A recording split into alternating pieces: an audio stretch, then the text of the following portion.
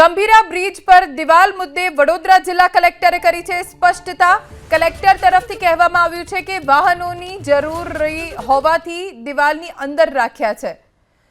વાહન અને સાધનો આયોજનના ભાગરૂપે દિવાલની અંદર રાખવામાં આવ્યા છે। રેસ્ક્યુ અને અન્ય કામગીરી પૂર્ણ થતા દિવાલ તોડી પડાશે।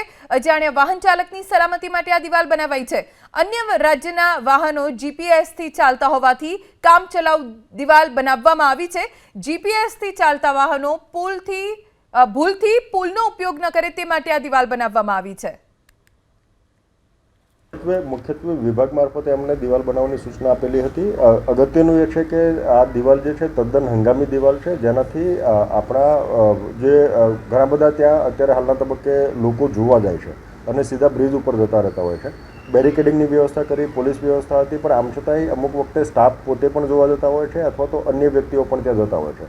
વધારાની મૂવમેન્ટ આપણે રિસ્ટ્રિક્ટ કરી શકીએ એ જ હેતુથી આપણે ત્યાં ટેમ્પરરી તદ્દન હંગામી દિવાલ બનાવેલી છે, જે દિવાલ તોડીને ફરી વખત બનાવી શકાય એ પ્રકારની વ્યવસ્થા છે। એટલે આપણો પ્રયત્ન હાલના તબક્કે માત્ર એટલો છે કે લોકોની અવરજવર કે એમની સેફટી ના જોખમાય એ મુદ્દા માટે દિવાલ બનાવેલી છે। વિભાગની સૂચના અન્વયે બનાવી છે, પણ એનાથી બેસિકલી અંદરના વાહનો ફસાઈ ગયા એવું નથી।